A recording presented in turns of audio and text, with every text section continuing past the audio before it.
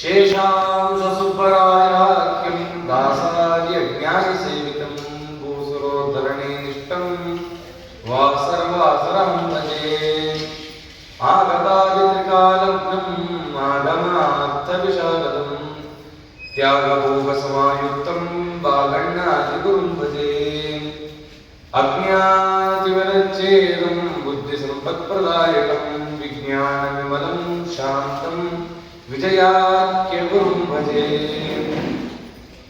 श्रीरामपादाम्बुजासक्तं राघवेन्द्रगुरुप्रियं मुनीन्द्रयोगिनं सेवे कामितार्थप्रदायकम्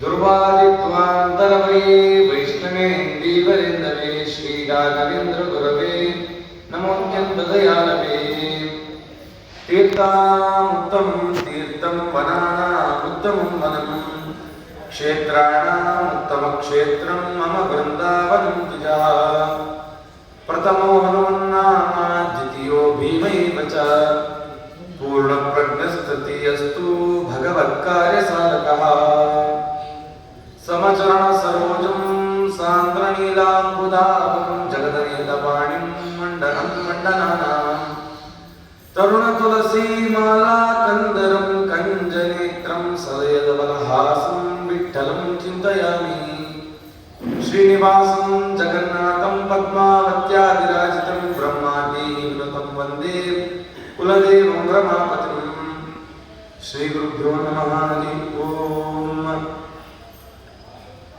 ನೆನ್ನೆ ದಿನ ಆ ದಾಸಪ್ಪ ಬಾಲ್ಯದಲ್ಲಿ ಯಾವ ರೀತಿ ಕಷ್ಟಪಡ್ತಿದ್ದ ಅನ್ನೋ ಚಿಂತನೆಯನ್ನು ಮಾಡ್ತಿದ್ವಿ. ಕಷ್ಟ ಯಾರಿಗೆ ಬರುತ್ತೆ ಅಂತಂದ್ರೆ ಯಾರು ಸಾಧನೆ ಮಾಡಲಿಕ್ಕೆ ಹೊರಟಿದ್ದಾರೋ ಅವರೆಲ್ಲರಿಗೂ ಕಷ್ಟ ಬರುತ್ತೆ. ನಾವು ಮೊನ್ನೆ ಚಿಂತನೆ ಮಾಡಬೇಕು,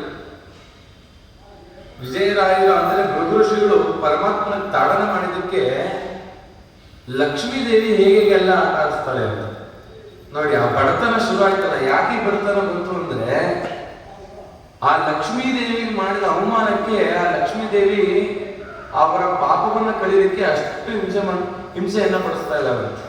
ಯಾಕೆ ಹಿಂಸೆ ಅಂತಂದ್ರೆ ಅವರು ಉನ್ನತ ಸ್ಥಿತಿಗೆ ಬರಬೇಕು ಅನ್ನೋದಕ್ಕೇನೆ ಈ ಕಷ್ಟಗಳನ್ನೆಲ್ಲ ಕೊಡ್ತಾ ಇದ್ದಾರೆ. ಲೋಕದಲ್ಲಿ ಏನಾಗುತ್ತೆ ಅಂದ್ರೆ ಲೌಕಿಕವಾಗಿ ಮಾತಾಡ್ತಾರೆ, ಲಕ್ಷ್ಮೀದೇವಿಗೆ ಬ್ರಾಹ್ಮಣರು ಕಂಡ್ರೆ ಬಹಳ ಸಿಟ್ಟಂತೆ. ಯಾಕೆ ಅಂತಂದ್ರೆ ಆಚಾರ್ಯ ಒಂದು ಹೊಸ ನೋಟ್ ಕೊಡಿ 100 ರೂಪಾಯಿ, ಎಷ್ಟು ಸಾಧ್ಯ ಆಗುತ್ತೋ ಅಷ್ಟನ್ನು ಮಡಿಸಿ ಕಬ್ಬಲ್ಲಿ ಇಟ್ಕೋತಾರೆ. ಅದೇ ಶೆಟ್ರು ಕೊಡಿ, ನಿಮ್ಗೆ ಏನಾದ್ರು ಪದಾರ್ಥ ಬೇಕು ಅಂತ ಕೇಳಿ ಫಸ್ಟ್ 100 ರೂಪಾಯಿ ಕೊಡು ಅಂತ ಹೇಳಿ ನೀವು ಕೊಡೋ ನೋಟ್ನ ಇಸ್ತ್ರಿ ಮಾಡಿ ಒಂದು ಕ್ಲಿಪ್ ಹಾಕಿ ಇಟ್ಕೊತಾರೆ. ಅದಕ್ಕೆ ದಾಸರಂದ್ರು ಹರಿದಾಸರ ಮೇಲಿದ್ದ ಕರುಣೆ ಸಿರಿದೇವಿಯ ಮೇಲಿಲ್ಲವಯ್ಯ ಪುರಂದರ ವಿಠಲ. ಆ ಲಕ್ಷ್ಮಿ ಕೋಪನಂತ, ಏನ್ ಕೋಪನ ಅಂತಂದ್ರೆ ನನಗಿಂತ ಜಾಸ್ತಿ ನಿನ್ನ ಭಕ್ತರ ಮೇಲೆ ಪ್ರೀತಿ ಅಂತ. ಆದರೆ ಎಷ್ಟೇ ಕಷ್ಟ ಬಂದರೂ ಸ್ವಾಮಿ ಮಾತ್ರ ಆ ದಾಸಪ್ಪನ ಕೈ ಬಿಡಲಿಲ್ಲ. ಸರಿ, ಈ ರೀತಿ ಆಯಿತು, ತುಂಬಾ ದುಃಖ ಆಯಿತು. ಹೇಳಿದ್ರು, ಅಮ್ಮ ಬೇಡ ಹೊರಡೋಣ ಅಂತ ಹೇಳಿ ಕರ್ಕೊಂಡೋದು. ಆದೋನಿಯಿಂದ ಹೊರಡೋಣ ಅಂತ ಕರ್ಕೊಂಡೋದು. ಮಲಗಕ್ಕೂ ಬಿಡಲಿಲ್ಲ. ರಾತ್ರಿ ಹೊರಟು ನಾವಿರೋದು ಬೇಡ ಅಂತ ನೋಡಿದ್ರೆ ಆ ದಾಸಪ್ಪನ ಹೊಟ್ಟೆಗೂ ಏನೂ ಇಲ್ಲ, ಮಕ್ಕಳ ಹೊಟ್ಟೆಗೂ ಏನೂ ಇಲ್ಲ, ಆ ಕೂಸಮ್ಮ ಹೊಟ್ಟೆಗೂ ಏನೂ ಇಲ್ಲ. ಬರೋ ದಾರಿ ಎಲ್ಲೋ ಒಂದ್ ಕಡೆ ತಂಗಿದ್ದು ಬೆಳಗಾಗೆದ್ದು ಆ ತಮ್ಮಂದ್ರ ಮುಖ ನೋಡಿದ್ರು. ಇವ್ರಿಗೆ 7-8 ವರ್ಷ. ಅವರು ತಮ್ಮನ ಮುಖ ನೋಡಿ ತುಂಬಾ ಸಂಕಟ ಪಟ್ಬಿಟ್ರು. ಅಯ್ಯೋ, ಈ ಬಡತನಕ್ಕೆ ಈ ಮಕ್ಕಳು ಬಲಿ ಆಗ್ತಿದಾರಲ್ಲಪ್ಪ ಅಂತ ಹೇಳಿ ಯಾಚನೆ ಮಾಡ್ಲಿಕ್ಕೆ ಅಂತ ಹೋದರು. ಒಂದ್ ಕಡೆ ಕೂತು ಎಲ್ಲಿ ಯಾಚನೆ ಮಾಡೋದು, ಯಾರಿದ್ದಾರೆ ಅಂತ ಕೇಳೋಣ. ತವರು ಮನೆಯವರೇ ಹೊರಗಾಕಿದ್ದಾರೆ ಅಮ್ಮನ್ನ, ಇನ್ಯಾರನ್ನ ಹೋಗಿ ಕೇಳೋಣ ಅಂತ ಹೇಳಿ ಬಹಳ ದುಃಖ ಆಯಿತು. ಸರಿ, ಏನು ಬೇಡ, ಏನ್ ಸಿಗುತ್ತೋ ಹಣ್ಣು ಸೊಪ್ಪು ಏನ್ ಸಿಗುತ್ತೋ ತಿಂದ್ಬಿಟ್ಟು ಹೋಗೋಣ ಅಂತ ಹೇಳಿ ಹೊರಟರು. ಊರಿಗೆ ಹೋಗಿದ ತಕ್ಷಣದ ತುಂಗಭದ್ರಾ ನದಿಯಲ್ಲಿ ಸ್ನಾನ ಮಾಡಿ ಮನೆಗೆ ಬಂದು ಅಪ್ಪ ಅಮ್ಮನ ಅಜ್ಜಿನೆಲ್ಲ ನೋಡಿ ನರಸಿಂಹದೇವರ ಹತ್ರ ಹೋದ್ರು. ನರಸಿಂಹದೇವರ ಹತ್ರ ಕೂತ್ಕೊಂಡ್ರು. ಅಶ್ವತ್ಥ ನರಸಿಂಹ ಹತ್ರ ಕೂತ್ಕೊಂಡು, ಸ್ವಾಮಿ ನನ್ನ ಮುಂದಿನ ಜೀವನ ಏನು? ನೋಡಿ, ಅವ್ರಿಗೆ ಆ ವಯಸ್ಸಲ್ಲೇನೆ ಮುಂದಿನ ದಾರಿನೇ ಗೊತ್ತಿಲ್ಲ ಅಂತ ಸ್ಥಿತಿ ಬಂತು. ಏನು ಮಾಡಲಿ ನಾನು? ಮನೆಗೆ ಅಪ್ಪನಿಗೆ ಏನೋ ಒಂಚೂರು ಈ ದೇವಸ್ಥಾನದ್ದು ಏನೋ ಒಂಚೂರು ಅಕ್ಕಿ ಬರುತ್ತೆ, ಬೆಳೆ ಬರುತ್ತೆ, ಯಾವಾಗೋ ಏನಾದ್ರು ಸಿಗುತ್ತೆ, ಅದನ್ನ ಒಂದು ತಪ್ಪಲೆ ತುಂಬ ಮಾಡಿದ್ರೆ ಒಂದು ಅನ್ನ ನನ್ನ ಪಾಲು ಅಂತ ಬೇರೆ ತೆಗೆದಿರ್ತಾರೆ. ನನ್ನ ಪಾಲನ್ನ ಅವ್ರಿಗೆ ಉಳಿಸ್ಬಿಟ್ರೆ ಅವ್ರಿಗೆ ಹೊಟ್ಟೆ ತುಂಬ ಊಟ ಆಗುತ್ತಲ್ಲ. ಹಾಗಿದ್ರೆ ನಾನು ಮನೇಲಿ ಊಟ ಮಾಡೋದು ಬೇಡ ಅಂತ ಅನ್ಕೊಂಡ್ರು. ಯಾಕಂದ್ರೆ ನಾನು ಮನೇಲಿ ಊಟ ಮಾಡಲಿಲ್ಲ ಅಂದ್ರೆ ನನ್ನ ಪಾಲು ಅವರೇ ತಿಂತಾರೆ, ಅವ್ರು ಪೂರ್ತಿ ಹೊಟ್ಟೆ ತುಂಬ. ಬರೀ ಅರವಟ್ಟೆಯಲ್ಲೇ ನಮ್ಮ ಜೀವನ ಕಳೆದಿದೆ, ಪೂರ್ತಿ ಅವ್ರು ಊಟ ಮಾಡಿ. ಸರಿ, ನಾನು ಮನೆಗೆ ಹೋಗಿಲ್ಲ ಅಂದ್ರೆ ಅಮ್ಮ ದುಃಖ ಪಡ್ತಾಳೆ. ಹೊರಗಡೆ ಊಟ ಮಾಡಲಿ ಅಂದ್ರೆ ಮನೆಯಲ್ಲಿ ಉಪವಾಸ ಇರೋದನ್ನ ಕಂಡು ಹೊರಗಡೆ ಯಾವತ್ತೂ ಊಟ ಮಾಡಿಲ್ಲ. ಈ ರೀತಿ ಸರಿ, ಒಂದು ಯೋಚನೆ ಮಾಡೋದು. ಮನೆಗೆ ಬಂದ್ರು, ಅಪ್ಪ ಅಮ್ಮ ನಮಸ್ಕಾರ ಮಾಡೋದು, ಅಜ್ಜಿ ಹತ್ರ ಒಂದು ನಿಮಿಷ ಕೂತ್ಕೊಂಡ್ರು, ಮಾತಾಡಿಸಿ ಒಂದು ಮುದ್ರೆ ಡಬ್ಬಿ, ಒಂದು ತಮ್ಮಿಗೆ, ಒಂದು ದಾವಣಿ, ಒಂದು ಮಡಪಂಚೆ ತಮ್ಮ ಪೂಜೆಗೆ ಏನೇನು ಬೇಕೋ ಒಂದು ಚಕ್ರಾಣಿಕೆ, ಒಂದು ಸಾಲಿ ಗ್ರಾಮ, ಇದನ್ನೆಲ್ಲ ತೆಗೆದಿಟ್ಕೊಂಡು ಒಂದು ಗಂಟು ಕಟ್ಟಿ ಆ ನರಸಿಂಹದೇವರ ಹತ್ರ ಬಂದರು. ನರಸಿಂಹದೇವರ ಹತ್ರ ಬಂದು ಸಾಯಂಕಾಲದವರೆಗೂ ಅಲ್ಲೇ ಇದ್ರು. ಸಾಯಂಕಾಲದವರೆಗೂ ಅಲ್ಲೇ ಇದ್ದು, ಸ್ವಾಮಿ ನಾನು ಏನು ಮಾಡಿದ್ದೀನಿ? ಅವ್ರು ಯೋಚನೆ ಮಾಡೋದು, ಒಂದು ಕೆಲಸ ಮಾಡೋಣ, ನಾವು ಮನೆಯಲ್ಲಿರೋದು ಬೇಡ, ಮನೆ ಬಿಟ್ಟು ಹೋಗ್ಬೇಡ ಅಂತ ತೀರ್ಮಾನ ಮಾಡಿ. ಸರಿ ಆಯ್ತು, ಮನೆ ಬಿಟ್ಟು ಎಲ್ಲಿ ಹೋಗ್ಲಿ? ಎಲ್ಲೋ ಹೋಗೋಣ, ಮಾನವಿ ತನಕ ಹೋಗೋಣ, ನೋಡೋಣ ಆಮೇಲೆ ಅಂತ ತೀರ್ಮಾನ ಮಾಡಿಕೊಂಡು ಸಾಯಂಕಾಲ ಹೋಗಿ ಸ್ನಾನ ಮಾಡಿ, ಸ್ನಾನ ಮಾಡಿ ಅಶ್ವತ್ಥ ನರಸಿಂಹನ ಕಂಡು ಬಂದು, ಸ್ವಾಮಿ ನಾನೇನಾದ್ರೂ ಬದುಕಿದ್ರೆ ಮತ್ತೆ ಬಂದು ದರ್ಶನ ಮಾಡ್ತೀನಪ್ಪ, ಇಲ್ಲ ಅಂದ್ರೆ ಇಲ್ಲ ಅಂತ ತೀರ್ಮಾನ ಮಾಡ್ಕೊಂಡು ಹೊರಟರು. 2 ದಿನ ಕಳೀತು, ಹೊಟ್ಟೆಗೆ ಏನೂ ಇಲ್ಲ. ಒಂದು ಏಕಾದಶಿ ಬೇರೆ ಬಂದಲ್ಲಿ ಮಧ್ಯದಲ್ಲಿ, ಏಕಾದಶಿ ಕಳೀತು. ಏಕಾದಶಿ ಆದ್ಮೇಲೆ ದ್ವಾದಶಿ ದಿನ ಏನಾದ್ರು ಸ್ವೀಕಾರ ಮಾಡಲೇಬೇಕಲ್ಲ, ಒಂಚೂರಾದ್ರೂ ದೇಹಧಾರಣೆಗೆ ಏನಾದ್ರು ಬೇಕಲ್ಲ. 2 ದಿನ ನಡೆದು ಆಯಾಸ ಆಗಿದೆ. ಸರಿ, ಹೀಗೆ ನಡೀತಾ ಹೋದ್ರು. ಅಲ್ಲಿಂದ ತುಂಗಭದ್ರಾ ನದಿ ಅಡ್ಡ ಬಂತು. ದಾರಿಯ ಒಂದು ಹರಿಗೋಲು ಹಾಕೊಂಡು ಒಂದು ತೆಪ್ಪದಲ್ಲಿ ಕೂತು ಆ ಕಡೆ ಹೋದ್ರು. ಕುಂಭಗೋಳ ಅಂತ ಒಂದು ಊರು, ಆ ಕುಂಭಗೋಳಕ್ಕೆ ಬಂದರು. ಅಲ್ಲಿಂದ 2 ಮೈಲಿ ದೂರ ನಡ್ಕೊಂಡು ಹೋಗಿ ತುಂಗಭದ್ರಾ ನದಿ ಹತ್ತಿರನೇ ಅಲ್ಲೊಂದು ತೊರೆಯಲ್ಲಿ ಸ್ನಾನ ಮಾಡೋದು. ದ್ವಾದಶಿ ದಿನ ಬೆಳಗ್ಗೆ ಸ್ನಾನ ಮಾಡೋದು. ಸ್ವಾಮಿ, ನಿನ್ ಚಿತ್ತದಲ್ಲಿ ಏನಾದರೂ ಇದ್ರೆ ನನಗೊಂದು ತುತ್ತು ನಿನ್ ಪ್ರಸಾದವನ್ನು ದಯಪಾಲಿಸಿ, ಇಲ್ದಿದ್ರೆ ಬೇಡ. ಇಲ್ಲದಿದ್ರೆ ನಿಮ್ ನೈವೇದ್ಯ ಮಾಡಿದ್ರು ಒಂದು ಲೋಟ ನೀರಿದೆ, ಅದನ್ನೇ ಕೃಷ್ಣ ಕುಡಿತೀನಿ ಅಂತ ಅನ್ಕೊಂಡು ಹಾಗೆ ನಡ್ಕೊಂಡು ಹೋದ್ರು. ಕೇಶವರಾಯರು ಅಂತ ದೇಸಾಯಿ ಮನೆ. ಆ ಕೇಶವರಾಯ ದೇಸಾಯಿಗಳು ಮನೆಯಲ್ಲಿ ಹುಗ್ಗಿ ನೈವೇದ್ಯ ಮಾಡಿದರು. ತಮ್ಮ ತಾಯಿ ಹೇಳಿ ಒಳ್ಳೆ ಹುಗ್ಗಿ, ಗೊಜ್ಜು ಇದನ್ನೆಲ್ಲ ಮಾಡಿಸಿ ದೇವರ ನೈವೇದ್ಯ ಮಾಡಿದ್ರು ದ್ವಾದಶಿ. ಅದೇ ಊರಿನಲ್ಲಿ ಒಂದು ಪ್ರಾಣದೇವ ಗುಡಿ. ಆ ಪ್ರಾಣದೇವರು ಹೋಗಿ ಪೂಜೆ ಮಾಡ್ಕೊಂಡು ಬರ್ತೀನಿ ಅಂತ ಹೇಳಿದ್ರು. ಅಮ್ಮನ ಬಂದ ತಕ್ಷಣ ಎಲೆ ಹಾಕಿಬಿಟ್ಟು ಊಟ ಮಾಡೋಣ. ಆ ತಾಯಿ ಹೊರಗಡೆ ಜಗ್ಲಿ ಮೇಲೆ ಕೂತಿದ್ದಾರೆ. ಕೇಶವ ದೇಸಾಯಿಗಳ ತಾಯಿ ಈ ಭಾರತ ಬಂದ. ಹಣೆ ನೋಡ್ತಾರೆ, ಗೋಪಿಚಂದ್ರ ಮುದ್ರೆ ಎಲ್ಲ ಇಟ್ಕೊಂಡಿದ್ದಾನೆ. ನೋಡಿದ್ರು ಯಾರು ನಮ್ಮ ಹುಡುಗನೇ. ಮಾತಾಡಿಸಿದ್ರು, ಏನಪ್ಪ ದ್ವಾದಶಿ ದಿನ ಹಣೆಲೇನು ಇಲ್ಲ, ಎಲ್ಲಿಗೆ ಹೋಗ್ತಿದ್ಯಾ? ಎಲ್ಲಿಗೆ ಹೋಗ್ತಿದ್ದೀನಿ ಗೊತ್ತಿಲ್ಲ ಅಮ್ಮ, ಸ್ವಾಮಿ ಎಲ್ಲಿ ದಾರಿ ತೋರಿಸ್ತಾ ನಾವು ಹೋಗ್ತಾ ಇದ್ದೀವಿ. ಮತ್ತೆ ದ್ವಾದಶಿ ಏನ್ ಮಾಡ್ತಿದ್ದೆ? ಏನಿಲ್ಲ ಅಮ್ಮ, ಆ ಸ್ವಾಮಿ ಏನಾದ್ರು ಕೊಟ್ಟರೆ ಸ್ವೀಕಾರ ಮಾಡ್ತೀನಿ. ಆ ಅಜ್ಜಿ ಕರೀತಂತೆ, ಅನಾಯಾಸವಾಗಿ ನಮ್ಮ ಮನೆ ಮುಂದೆ ಬಂದಿದೆಯಪ್ಪ, ನಮ್ಮನೆಯಲ್ಲಿ ಬಂದು ಆತಿಥ್ಯವನ್ನು ಸ್ವೀಕಾರ ಮಾಡೋದು. ಆ ಹುಡುಗನ ಕಣ್ಣಲ್ಲಿ ನೀರು ಬಂದಂತೆ. ಒಬ್ರು ಒಂದು ಒಳ್ಳೆ ಮಾತಿಂದ ಪ್ರೀತಿಯಿಂದ ನನ್ನ ಮಾತಾಡ್ಸಿದ್ದೇ ಇಲ್ಲ, ಅಂತದ್ದು ಮನೆ ಒಳಗಡೆ ಮಾತು ಕರೀತಾ ಇದ್ದಾರ. ಯಾರು ನನ್ನ ನೋಡಿದ್ರೆ ದೂರ ಹೋಗು, ದರಿದ್ರನವನು ಅಂತ ಅಂತಿದ್ರು, ಮನೆ ಒಳಗಡೆ ಮಾತಿದಾರ. ಸ್ವಾಮಿ ನೀವು ಇಚ್ಛೇನಪ್ಪ. ಸರಿ ಆಯ್ತು, ಮನೆ ಒಳಗಡೆ ಹೋದ್ರು. ಒಂದು ಮಣೆ ಹಾಕಿ ಎಲೆ ಹಾಕಿದ್ರು. ಅಮ್ಮ ಯಾರಿಗಿದ್ರು? ಅಪ್ಪ ಕೂತ್ಕೊಂಡು, ರಾವಣ ಬಂದಿದ್ಯಾ ನೀನು, ಊಟಕ್ಕೆ ಕೊಡು. ಮೊದಲನೇ ಪಂಕ್ತಿನ ನನಗೆ ಊಟನ. ಯಾಕಂದ್ರೆ ಎಲ್ಲಾದ್ರೂ ಯಾವ್ದಾದ್ರು ಕಾರ್ಯಕ್ರಮಕ್ಕೆ ಹೋದ್ರೆ ಎಲ್ಲ ಮುಗಿದ ಮೇಲೆ ಇನ್ನೇನಾದ್ರು ಬಿಕ್ಕಿದ್ರೆ ಮಾತ್ರ ತಿನ್ನೋದು. ಅಂಥದ್ದು ಬಿಸಿ ಬಿಸಿ ಊಟ ನಾನು ಮಾಡೋದು. ಯಾಕಪ್ಪ ಈಗ ಮಾತಾಡ್ತೀಯ? ಇಲ್ಲಮ್ಮ, ನನ್ನ ಮನೇಲಿ ಅಷ್ಟು ಬಡತನ, ನಮ್ಗೇನು ಇಲ್ಲ. ಹಾಗಾಗಿ ಈ ರೀತಿ ನಾನು ಸಂತೋಷ ಪಡ್ತಾ ಇದ್ದೀನಿ ಅಂತಂದ್ರು. ಆ ಕೇಶವರಾಯರು ಬಂದು ಮಾತಾಡಿಸಿ, ಈ ಬಾಲಕನ ಮುಖದಲ್ಲಿ ಎಂಥ ವರ್ಚಸ್ಸಿದೆ ಅಂಥೇಳಿ ಒಂದು ನಾಣ್ಯವನ್ನಿಟ್ಟು ತಾಂಬೂಲ ಕೊಟ್ಟು ನಮಸ್ಕಾರ ಮಾಡುವಂತೆ. ಅವ್ರು ಅಂದ್ಕೊಂಡ್ರು, ತಾಂಬೂಲ ನಾನು ತಗೊಳಕ್ಕೆ ನಮ್ಗೆ ಯೋಗ್ಯತೆ ಇದೆಯಾ? ಯಾಕಂದ್ರೆ ಒಬ್ರು ತಾಂಬೂಲ ನೋಡೇ ಇಲ್ಲ ನಾನು, ಅಂಥದ್ದು ನನಗೊಬ್ರು ತಾಂಬೂಲ ಕೊಡ್ತಾ ಇದ್ದಾರೆ. ಸ್ವಾಮಿ, ಈ ಋಣವನ್ನು ಹೇಗೆ ತೀರಿಸ್ತೀನಿ ಅಂತ ಹೇಳಿ ಅವ್ರ ಮನೇಲಿ ಊಟ ಮಾಡೋದಂತೆ. ಊಟ ಮಾಡಿದ್ರು ಬಹಳ ದುಃಖ ಆಯಿತು ಅವ್ರಿಗೆ. ಎಂಥ ಪರಿಸ್ಥಿತಿ ನನಗಿತ್ತು, ಇವತ್ತು ದೇವರು ನನಗೆ ಊಟ ಕೊಟ್ಟಿದ್ದಾನೆ, ನನ್ನ ತಮ್ಮಂದರಿಗೆ, ನನ್ನ ತಂದೆ ತಾಯಿಗೆ, ನಮ್ಮ ಅಜ್ಜಿಗೂ ಇದೇ ಊಟ ಸಿಗಲಿ ಅಂತ ಪ್ರಾರ್ಥನೆ ಮಾಡಿರುವಂತೆ.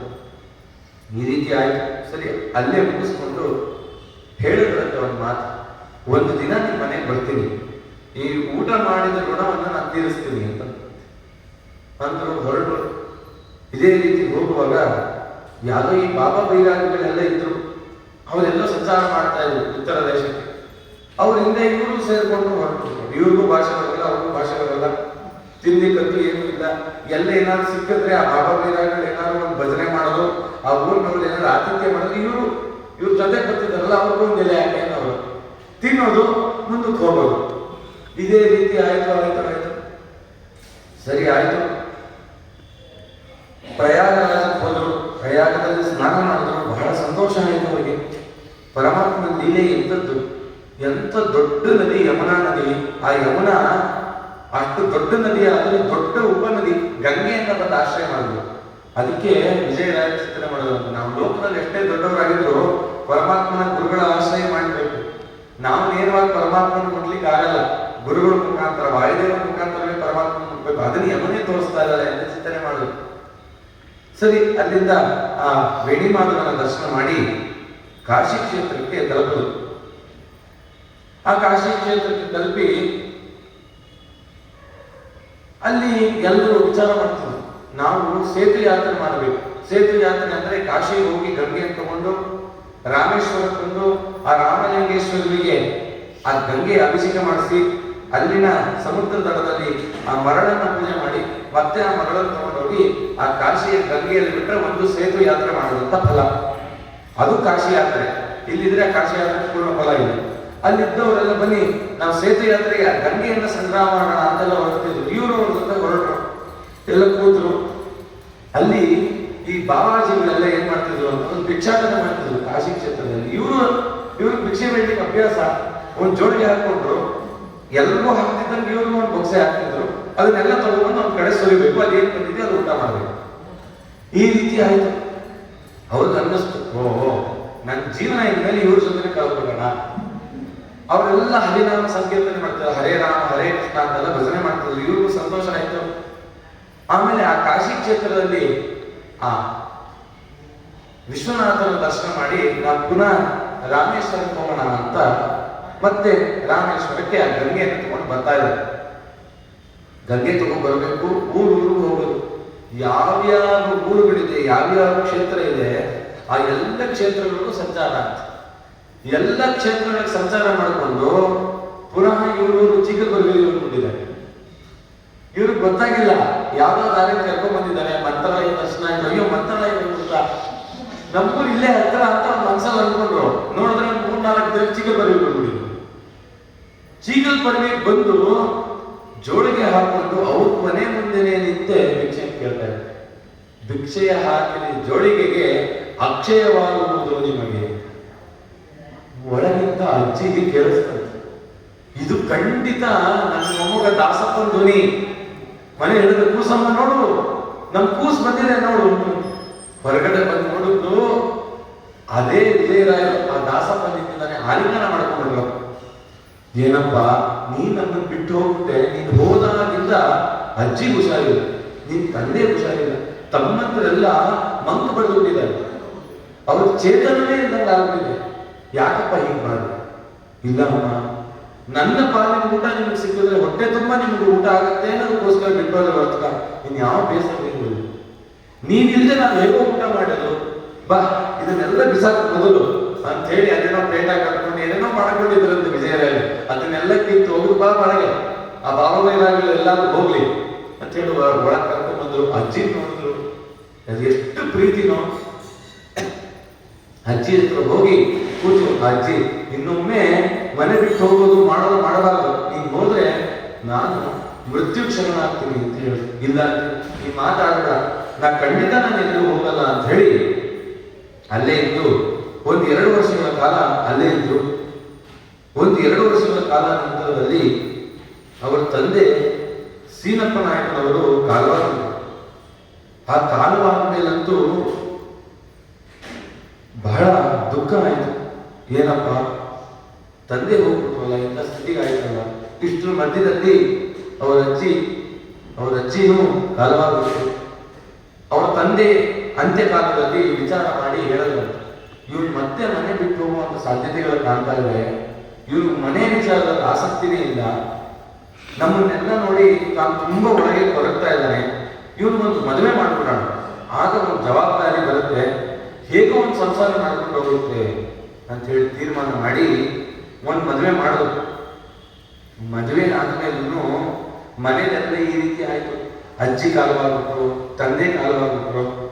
ಬಹಳ ದುಃಖ ಆಯ್ತು. ಓ, ನನ್ನ ಜೀವನ ಇನ್ನು ನನ್ನ ಸಾಗಿಸ್ಲಿಕ್ಕೆ ಆಗಲ್ಲ, ಇನ್ನು ನಾನೇನೇ ಮಾಡೋದಿದ್ರು ನಾನು ಮೃತ್ಯುವಿಗೆ ಶರಣಾಗಬೇಕು ಅನ್ಕೊಂಡು ಸಾವೇ ಪರಿಹಾರ ಅನ್ಕೊಂಡು. ನೋಡಿ, ನಾವು ಅಷ್ಟೇ, ಮುಂದಿನ ದಾರಿ ನಮಗೆ ಗೊತ್ತಾಗಿಲ್ಲ ಅಂತಂದ್ರೆ ನಾವು ಎಷ್ಟೋ ಸಲ ಅನ್ಕೋತೀವಿ, ಮುಂದೆ ಪರಮಾತ್ಮ ದಾರಿ ಇಟ್ಟಿರ್ತಾನೆ, ಇದೇ ನಮ್ಮ ಡೆಡ್ ಎಂಡ್ ಅಂತ ನಾವೇ ತೀರ್ಮಾನ ಮಾಡ್ಕೊತೀವಿ. ಹುಟ್ಟಿಸಿದ ತಾಯಿ ತಂದೆ ಖಂಡಿತ ಉದ್ಧಾರ ಮಾಡೇ ಮಾಡ್ತಾರೆ, ಯಾವತ್ತೂ ಕೈ ಬಿಡಲ್ಲ. ಪ್ರಹ್ಲಾದರಾಜನ ಸಾಕ್ಷಿ. ಎಷ್ಟೆಷ್ಟು ಹಿಂಸೆಗಳನ್ನು ಕೊಟ್ಟ ತಂದೆ, ಅಷ್ಟೆಲ್ಲ ತೊಂದರೆ ಕೊಟ್ಟರು ಪರಮಾತ್ಮ ಆ ಕಾಲಕ್ಕೆ ಬಂದ ರಕ್ಷಣೆ ಹೇಗೆ ಮಾಡಿದ್ನು. ನಾವು ಅವನಿಗೆ ಶರಣಾದ್ರೆ ಖಂಡಿತವಾಗಿ ಬಂದು ನಮ್ಮ ಕೈ ಹಿಡಿತಾನೆ. ಅವನು ಕಾಯ್ತಾ ಇದ್ದಾನಂತೆ. ಪ್ರಹ್ಲಾದರಾಜನ ಕಂಡಿದ ತಕ್ಷಣ ನರಸಿಂಹದೇವರು ಏನ್ ಮಾಡಿದ್ರು, ಆ ಪ್ರಹ್ಲಾದರಾಜನ ಎತ್ತಿ ತನ್ನ ತೊಡೆ ಮೇಲೆ ಕೂಡಿಸ್ಕೊಂಡ್ಬಿಟ್ರ. ಕೂಡಿಸಿ ತಲೆ ಸವರಿ, ಸಿಂಹ ಏನ್ ಮಾಡುತ್ತೆ, ತನ್ನ ಮಗುವನ್ನ ನಾಲಿಗೆ ತಗೊಂಡು ಕೈಯೆಲ್ಲ ನೆಕ್ಕತ್ತಲ್ಲ, ಪ್ರಹ್ಲಾದರಾಜನೆಲ್ಲ ನೆಕ್ಬಿಟ್ರಂತೆ. ಪ್ರಹ್ಲಾದರಾಜನ ಒಂಚೂರು ಭಯ ಪಡಲಿಲ್ಲ. ಯಾಕೆ ಅಂದ್ರೆ ಆ ಭಕ್ತಿ ಅಷ್ಟಿತ್ತು. ನನ್ನಲ್ಲಿ ಯಾರು ಭಕ್ತಿ ಮಾಡ್ತಾರೋ ಅವ್ರಿಗೆ ಸಿಂಹದಂತ ಸಮಸ್ಯೆ ಎದುರುಗಡೆ ಬರುತ್ತೆ, ಆದ್ರೆ ಅದರ ರಕ್ಷಣೆ ಮಾಡೋದು ನಾನು. ಇವ್ರು ತೀರ್ಮಾನ ಮಾಡೋದು ಬೇಡ. ಹೇಗಿದ್ರು ಕಾಶಿ ಕ್ಷೇತ್ರದಲ್ಲಿ ಮಣಿಕರ್ಣಿಕಾ ಘಾಟ್ ಅಂತ, ಮಣಿಕರ್ಣಿಕಾ ಆ ರುದ್ರದೇವರ ಕರ್ಣದಿಂದ ಒಂದು ಮಣಿ ಬಿದ್ದಂತ ಜಾಗ, ಅದಕ್ಕೆ ಮಣಿಕರ್ಣಿಕಾ ಘಾಟ್ ಅಂತ. ವ್ಯಾಸಕಾಶಿ ಅಂತಿದೆ, ಶಿವಕಾಶಿ ವ್ಯಾಸಕಾಶಿ ಅಂತ. ವ್ಯಾಸಕಾಶಿಯಲ್ಲಿ ವೈಷ್ಣವರು ಹೆಚ್ಚಿದ್ದಾರೆ, ಅಲ್ಲಿ ಆ ಕಡೆ ವಿಶ್ವನಾಥ ಅಂತ ಶೈವ ಹೆಚ್ಚಿದ್ದಾರೆ. ಸರಿ, ಅದು ಹೋದ್ರು. ಕಷ್ಟಪಟ್ಟು 3-4 ತಿಂಗಳಾಯ್ತು. ಆ ಮಣಿಕರ್ಣಿಕಾ ಘಾಟ್ ಹೋದ್ರು. ಆ ಮಣಿಕರ್ಣಿಕಾ ಘಾಟ್ ದಡದಲ್ಲಿ ನಾವು ಮೃತ್ಯುವಿಗೆ ಶರಣಾಗೋಣ. ಆ ಕಾಶಿ ಕ್ಷೇತ್ರದಲ್ಲಿ ಏನಪ್ಪಾ ಅಂತಂದ್ರೆ, ಆ ಮಣಿಕರ್ಣಿಕಾ ಘಾಟಲ್ಲಿ ಯಾರಾದ್ರೂ ತಮಗೆ ಸಾವು ಬೇಕು ಅಂತ ನೀರಲ್ಲಿ ಬಿದ್ದರೆ ಆತ್ಮಹತ್ಯೆ ಮಾಡ್ಕೊಂಡಿದ್ದ ದೋಷ ಬರಲ್ಲ ಅಂತ ಕ್ಷೇತ್ರದ ಮಹಿಮೆ. ಹಾಗಾಗಿ ನನಗೆ ದೋಷ ಬರಲ್ಲ ಅಂತ ಹೇಳಿ ಮೃತ್ಯುವಿಗೆ ಶರಣಾಗೋಣ ಅಂತ ಹೇಳಿ ತುಂಬಾ ಸುಸ್ತಾಗೋಗಿತ್ತು. ತಿನ್ಲಿಕ್ಕೆ ಏನೂ ಇಲ್ಲ, ಏನ್ ಮಾಡ್ಬೇಕು? ಹೋದ್ರು, ಮಲ್ಕೊಂಡ್ರೆ ಏನಾಯ್ತು ಅವ್ರ ಜೀವನ. ಅದಕ್ಕೆ ಆ ಕಾಶಿ ಕ್ಷೇತ್ರದ ಮಾತಿನಲ್ಲಿ ಹೇಳ್ತಾರೆ, ಮರಣಂ ಮಂಗಳಂ ಯತ್ರ ಸಫಲಂ ಯತ್ರ ಜೀವತಂ ಸ್ವರ್ಗಸ್ತ್ರ ನಾಯತೆ ತತ್ರ ನೈವ ಶ್ರೀ ಮಣಿಕರ್ಣಿಕಾ. ಅಲ್ಲಿ ಎಲ್ಲ ಚಿಂತನೆ ಮಾಡೋದು. ಮಣಿಕರ್ಣಿಕಾ ಅಂದ್ರೆ ಏನು? ಇಲ್ಲಿ ಮರಣವನ್ನು ಹೊಂದಿದ್ರೆ ಮಂಗಳ, ಮುಂದಿನ ಜನ್ಮಾದ್ರೆ ನಮ್ಗೆ ಒಳ್ಳೆ ಜನ್ಮ ಬರಲಿ, ಮಂಗಳಪ್ರದನಾಗಲಿ, ಇಂಥ ದರಿದ್ರ ಜನ್ಮ ಬರೋದು ಬೇಡ ಅಂತ ಎಲ್ಲ ಚಿಂತನೆ ಮಾಡಿ ಮಲ್ಕೊಂಡ್ರು. ಸ್ವಪ್ನದಲ್ಲಿ ಪರಮಾತ್ಮನೇ ಪುರಂದರದಾಸ ವಿರುದ್ಧದಲ್ಲಿ ಬಂದು ತಂಬೂರಿಯನ್ನು ಹಿಡಿದು ಸ್ವಪ್ನದಲ್ಲೇ ತಂಬೂರಿ ಕೊಟ್ಟರು. ಏನು ಮಹಾರಾಯ, ಮುಂದೆ ಮಾಡಬೇಕಾಗಿರೋ ಕೆಲಸ ಎಷ್ಟಿದೆ, ಹೀಗೆ ಮಲ್ಕೊಂಡಿದ್ಯಾ, ಎದ್ದೇಳಲ್ಲ ನಿನ್ನ ಜೀವನದಲ್ಲಿ ಅಂತ.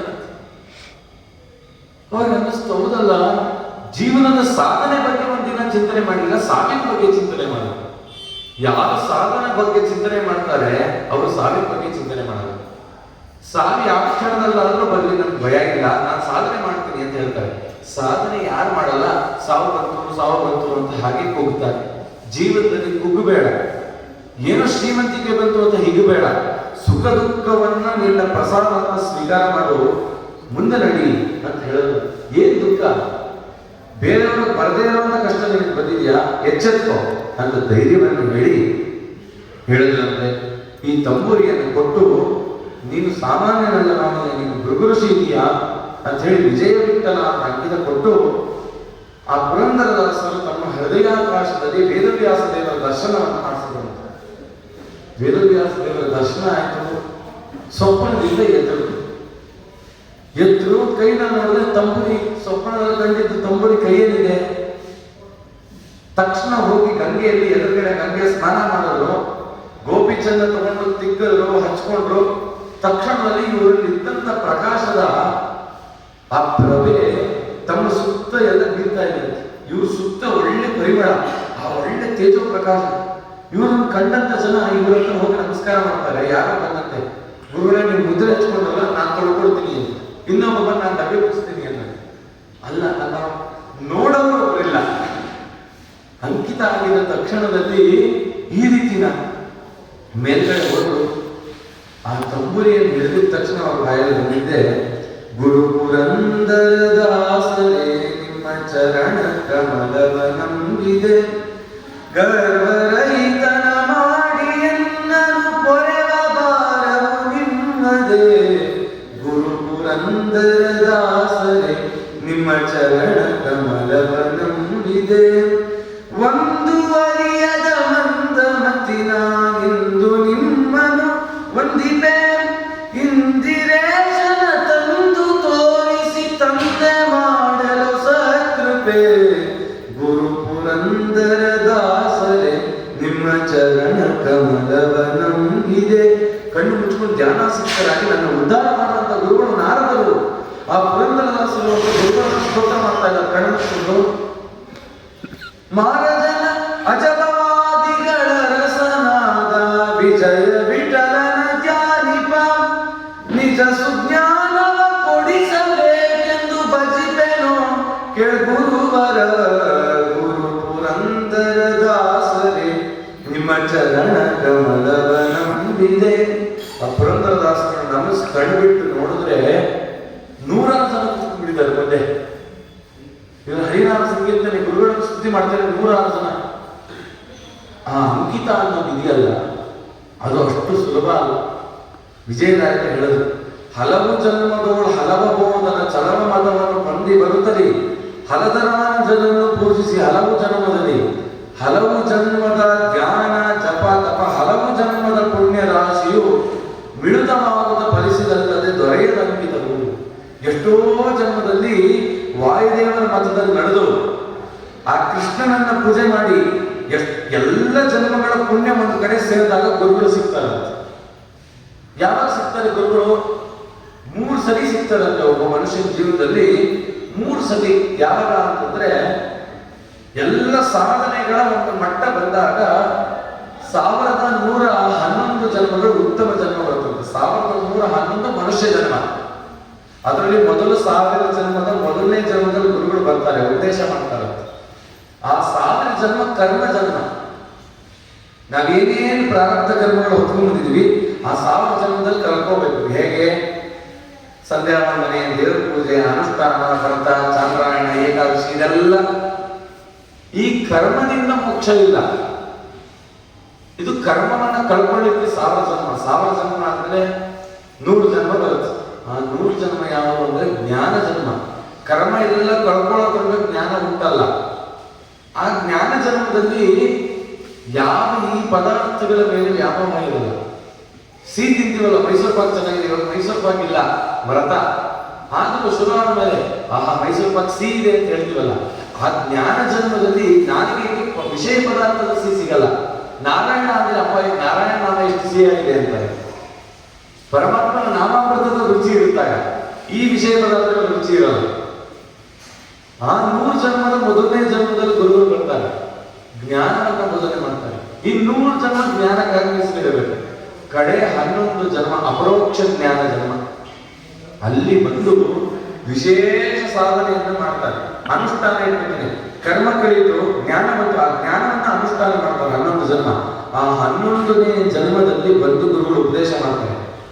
ಆ ಆ ಕಡೆಯ ಜನ್ಮ 1111ನೇ ಜನ್ಮದಲ್ಲಿ 10ನೇ ಜನ್ಮದಲ್ಲಿ ಸ್ತ್ರೀಯರಿಗೆ ಒಳ್ಳೆ ಗಂಡ ಸಿಗ್ತಾನೆ, ಅವನೇ ನಿಯತ ಗಂಡ, ಅವನಿಂದ ಸಾಧನೆ. ಗಂಡನಿಗೆ ನಿಯತ ಹೆಂಡತಿ, ಅವಳಿಂದ ವಿಷಯ ಸಾಧನೆ. ಕಡೆಯ ಜನ್ಮದಲ್ಲಿ ಗುರುಗಳು ಮತ್ತೆ ಬಂದು ನಮಗೆ ಮೋಕ್ಷವನ್ನು ತೋರಿಸ್ತಾರೆ. ಆ 1111ನೇ ಜನ್ಮದಲ್ಲಿ ಗುರುಗಳನ್ನು ಏನಾದ್ರು ನಿಂದನೆ ಮಾಡಿದರೆ ಮತ್ತೆ ಫಸ್ಟಿಂದ ಆಗ್ತಾನೆ 84 ಲಕ್ಷ ಇದೆಲ್ಲ ಆಗಿ ಸಾಕಪ್ಪ ಸಾಕು ಅಂತ ಅನ್ಸುತ್ತೆ. ಅಂತ ನಿಯತ ಗುರುಗಳು, ಉದ್ಧಾರಕ ಗುರುಗಳು ಜನ್ಮ ಜನ್ಮಕ್ಕೆ ಅವರೇ ಗುರುಗಳು, ಚೇಂಜ್ ಆಗಲ್ಲ. ಹಿಂದೆ ಭೃಗು ಋಷಿಗಳು ಪರಮಾತ್ಮ ಹತ್ರ ಹೋಗ್ಲಿಕ್ಕೆ ಪರಮಾತ್ಮನ ಮಾರ್ಗ ತೋರಿಸಿದ್ರು ಯಾರು? ನಾರದರೆ. ಪರಮಾತ್ಮ ಸರ್ವೋತ್ತಮ ಅಂತ ತೋರಿಸ್ಕೊಟ್ರು, ಇಲ್ಲೂ ನಾರದರೆ ಆ ವಿಜಯವಿತ್ತಲ್ಲ ಅಂತ ಬಿಟ್ಟರು. ಸರಿ, ಈ ರೀತಿ ಆಯ್ತು. ಆ ಭಕ್ತಿ ಅನ್ನೋದು ಅವರಲ್ಲಿ ಉಲ್ಬಣವಾಯಿತು ಅಂತ ಹೇಳ್ತಾ ಇದ್ದಾರೆ. ಅತ್ಯಧಿಕವಾದ ಭಕ್ತಿ ಅನ್ನೋದು ಬಂತು. ಇದೇ ರೀತಿಯಲ್ಲಿ ನಡೆದು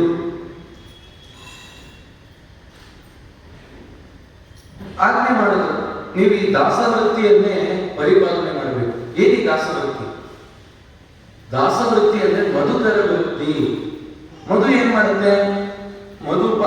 ಆ ಜೇನುನೊಣ ಏನ್ ಮಾಡುತ್ತೆ? ಹೂವಿನ ಒಳಗಡೆ ಇಳಿಯುತ್ತೆ. ಅದೇ ಹೂವು ಹಾಳಾಗತ್ತ, ಆ ಹೂವಿನ ಮಕರಂದವನ್ನು ಹೀರುತ್ತೆ. ಆ ಮಕರಂದವನ್ನು ಹೀರಿದ ತಕ್ಷಣ ಹೂವು ಏನಾದ್ರು ಬಾಡತ್ತಾ? ಬಾಡಲ್ಲ. ಅದು ಹೇಗೋ ನೀವು ಸಜ್ಜನರ ಜೊತೆ ಸೇರಿ ಅವರಲ್ಲಿರ್ತಕ್ಕಂಥ ಒಳ್ಳೆ ಮಧುವನ್ನು ಸ್ವೀಕಾರ ಮಾಡಿ ಅದನ್ನೇ ಎಲ್ರಿಗೂ ಹೋಗ್ತು. ಆದ್ರೆ ಆ ಸಜ್ಜನರಿಗೆ ನೋವು ಮಾಡಬೇಡ. ಆ ಏನು ಮಧುವನ್ನ ನೀನ್ ಸ್ವೀಕಾರ ಮಾಡಿದಿ ಎಲ್ಲ ಕಡೆ ಹಸಿ ಹಂಚು ಅಂತಂದ್ರು.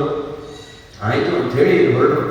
ದಾಸ ದಾಸ ದಾಸರ ದಾಸವ್ಯವ ಕೊಡು, ದೋಷ ರಾಶಿ ಕಳೆದು ಶ್ರೀಶ ದೀಶ ವಿಶ್ವೇಶ ಸುರೇಶ್ವರ ಭಾಸುರ ಚರಿತ ಭವ್ಯ ಚರಿತ ತ್ರಿಜಗ ಮೋಹನಕಾರ ತ್ರಿಗುಣಾತೀರ್ಥ ತೀರ್ಥ ಪಾದ ಭಜಕರ ಪಾಲಕ ಭುವನುತ ಚರಣ ರುಜಗಣ ಮಥಾವರಣ ವಿಜಯ ವಿಠಲಾಧೀಶ ವಿಶ್ವೇಶ್ವರ ಕುಜನ ವಿಧಾರಣ ಕೋವಿದಂತ ಹರೇ ಅಂತ ಹೇಳಿ ಪರಮಾತ್ಮನ ಸ್ತುತಿ ಮಾಡ್ತಾ ಮಾರನೇ ದಿನ ಸ್ನಾನ ಮಾಡಿದ್ರು. ಅಂತರಂಗದ ಕದವು ತೆರೆಯಿತೆಂದು ಒಂದು ಸ್ತುತಿ ಮಾಡಿ ಚಿಂತನೆ ಮಾಡಿ ಆ ಕಾಶಿಯಲ್ಲೇ ನಾವು ವಾಸ್ತವವನ್ನು ಮಾಡೋಣ ಅಂತ ಹೇಳಿ ತೀರ್ಮಾನ ಮಾಡಿದ್ರು.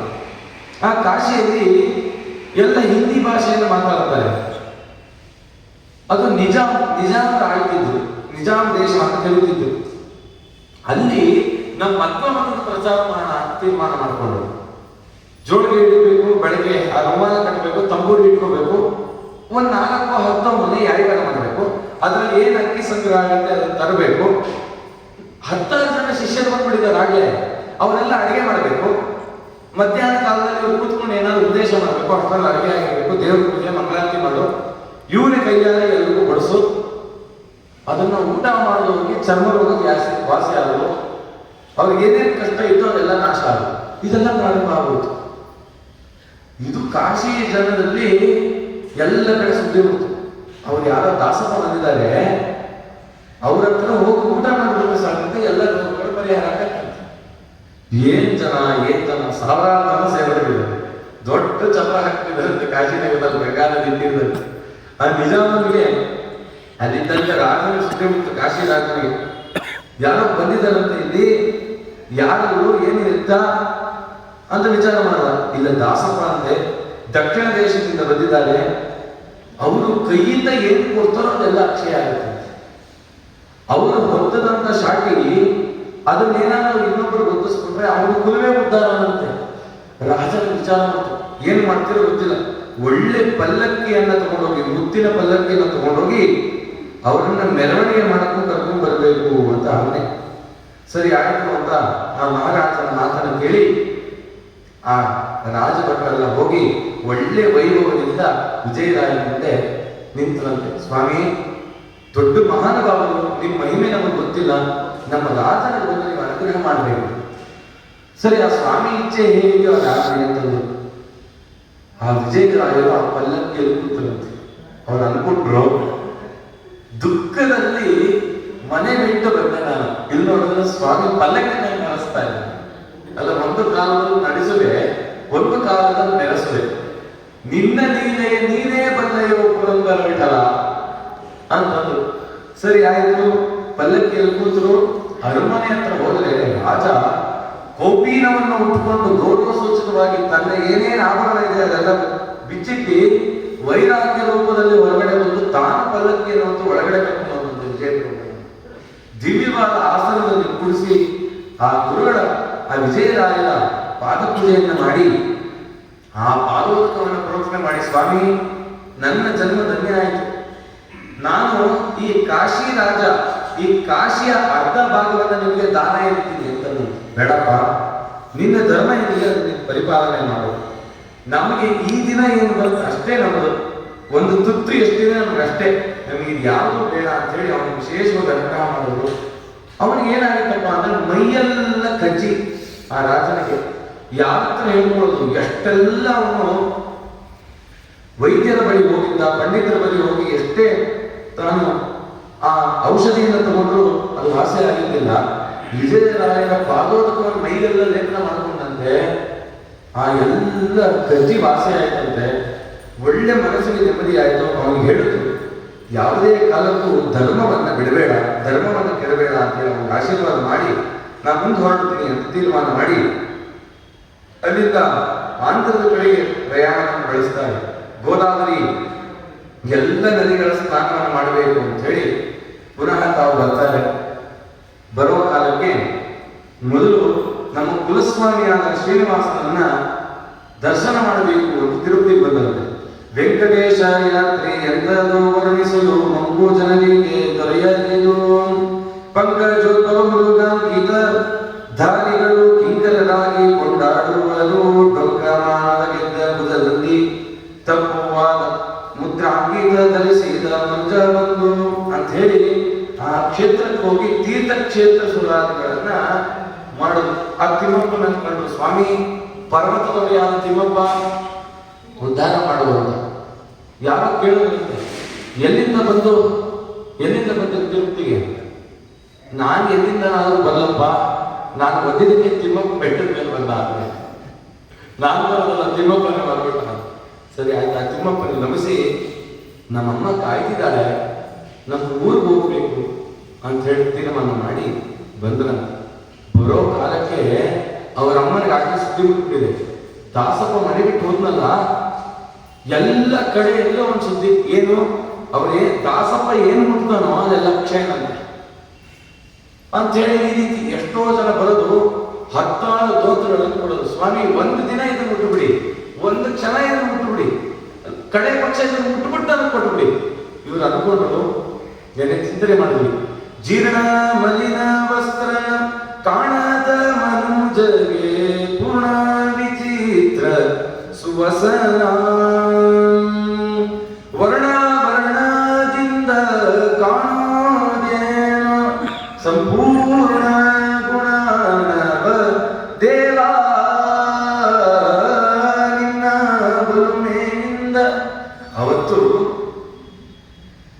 ಸಾಹಸ ಬಟ್ಟೆ ಎಸೆತಿದ್ರು, ಹೋಗಿ ಕೇಳಿದ್ರೆ ಬೆಂಕಿಗೆ ಹಾಕ್ತಿರೋದನ್ನ ನಿನಗೆ ಕೊಡಲ್ಲ ಅಂತ ಹೇಳಿದ್ರು. ಇವತ್ತು ದೇವರು ಸುವಸನ ವರ್ಣ ರಂಜಿತವಾದ ವಸ್ತ್ರಗಳನ್ನ ನನಗೆ ಕೊಡ್ತಾ ಇದ್ದಾನಲ್ಲ, ನಾನು ಏನು ಪುಣ್ಯ ಮಾಡಿದ್ದೀನಿ, ಇದೆಲ್ಲ ನಿನ್ನ ಕರುಣೆ.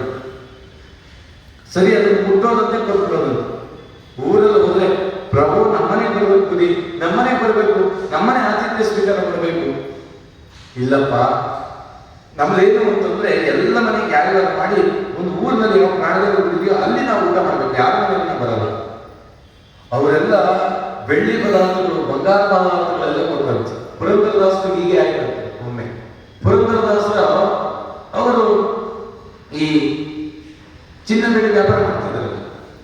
ಅವರ ಜೊತೆ ಕೆಲಸ ಮಾಡ್ತಿದ್ದಂಥವ್ರು ಅಥವಾ ಅವರ ಸ್ನೇಹಿತರು ಅವರೆಲ್ಲ ಇವರು ನಿಜವಾಗ್ಲೂ ವೈರಾಗ್ಯ ಬಂದಿದೆಯಾ ಅಂತ ಚೆಕ್ ಮಾಡ್ಲಿಕ್ಕೆ ಏನ್ ಮಾಡಿದ್ರು, ಹೇಗಿದ್ರು ಆ ಪುರಂದರದಾಸರು ಮನೆ ಹತ್ರ ಯಾರ್ಯಾರು ಬರ್ತಾರೆ, ಅಕ್ಕಿ ಇಟ್ಟಿರು ನೀನು ಅಂತ ಅವ್ರ ಹೆಂಡತಿಗೆ ಹೇಳಿ ಅದನ್ನ ನಾನ್ ಜೋಡಿಗೆ ಹಾಕ್ತೀನಿ ಅಂತ ಹೇಳಿ ಅಕ್ಕಿ ಮಧ್ಯದಲ್ಲಿ ನವರತ್ನಗಳನ್ನು ಹಾಕಿದಂತೆ, ಮುತ್ತರತ್ನಗಳನ್ನು ಹಾಕಿ ಪುರಂದರದಾಸನ ಜೊಳಗೆ ಹಾಕಿದ್ರು.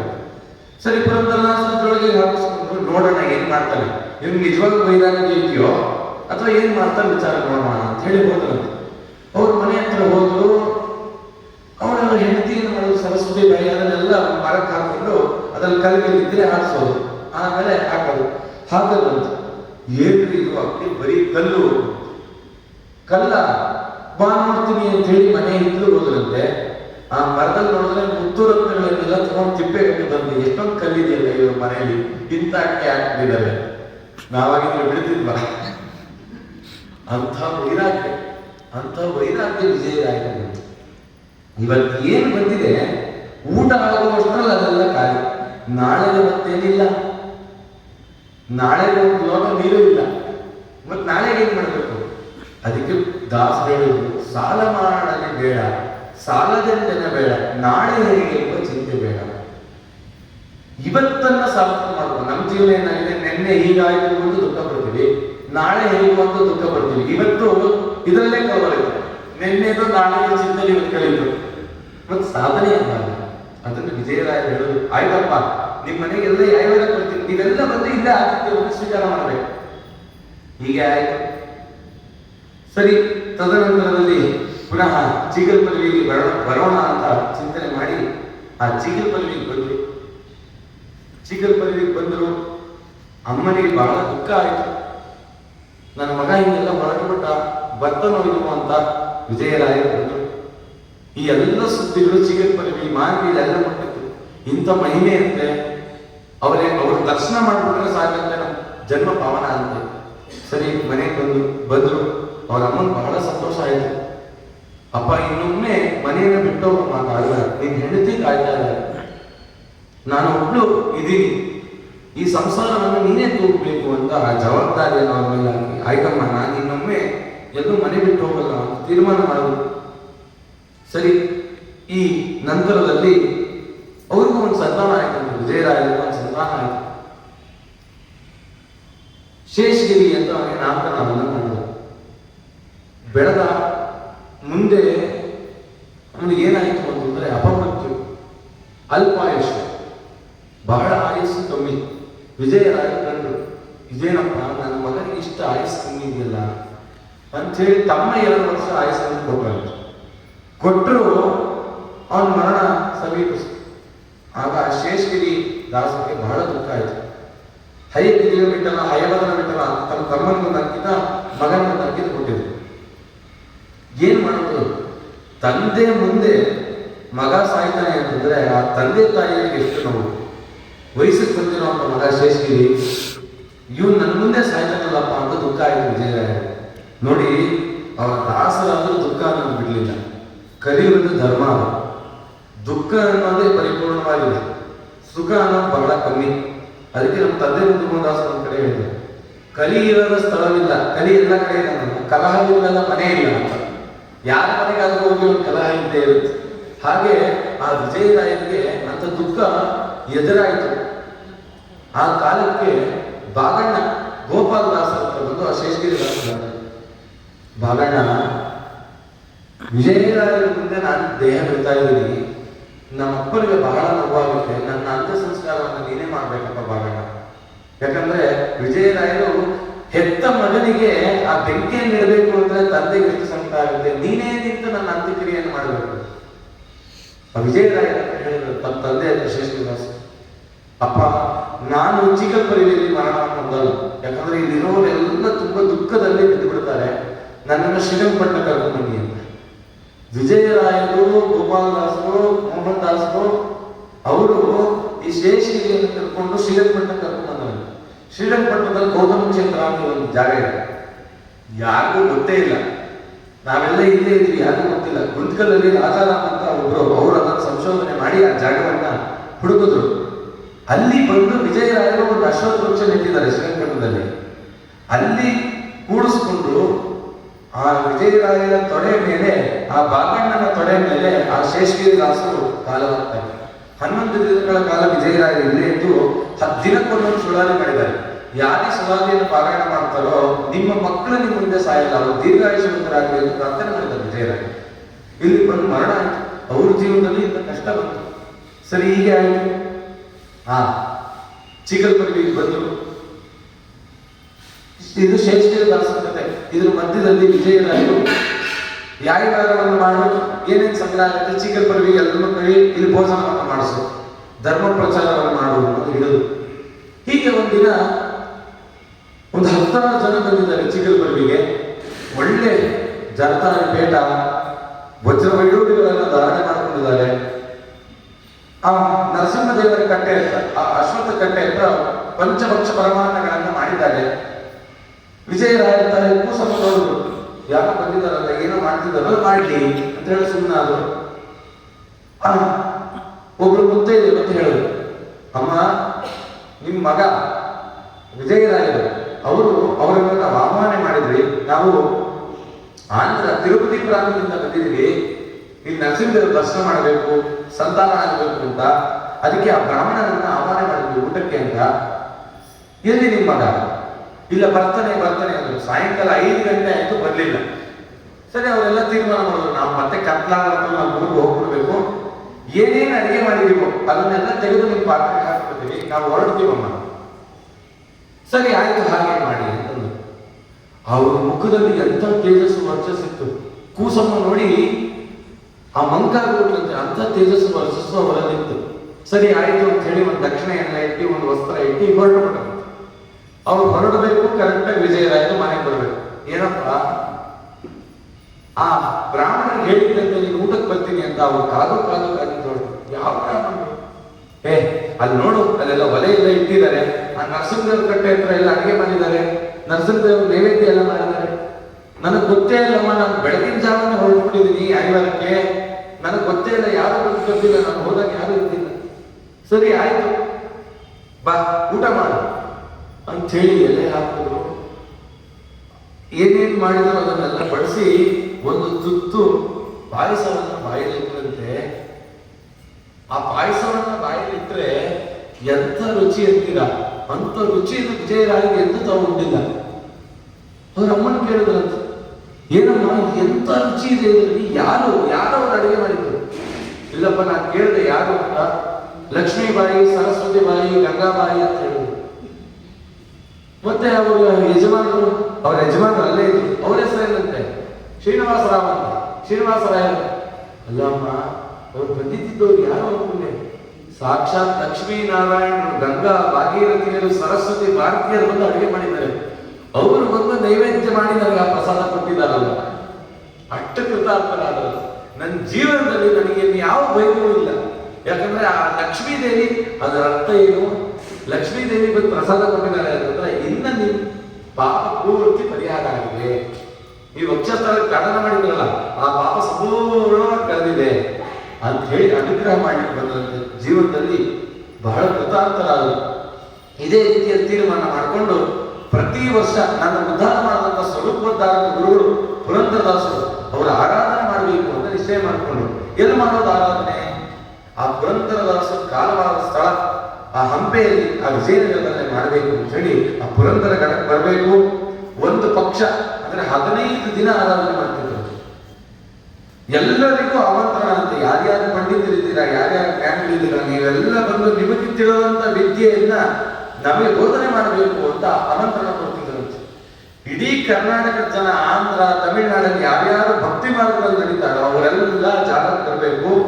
ಯಾಯವಾರದಲ್ಲಿ ಏನೇನು ಸಂಗ್ರಹ ಇದೆ ಅದನ್ನೆಲ್ಲ ಸುರಿಬೇಕು, ಅಲ್ಲಿ ಅಡುಗೆ ನಡೀಬೇಕು, 1000 ಜನ ಊಟ ಆಗಬೇಕು. ಇಂಥ ವೈಭವದ ಪುರಂದರದಾಸರ ಆರಾಧನೆ ಹೀಗೆ ನಡೀತಾ ಇದೆ. ನಡೆಯುವಂತ ಕಾಲಕ್ಕೆ ಒಬ್ಳು ಹೆಣ್ಮಗಳು ಬಂದಿದ್ದಾಳೆ.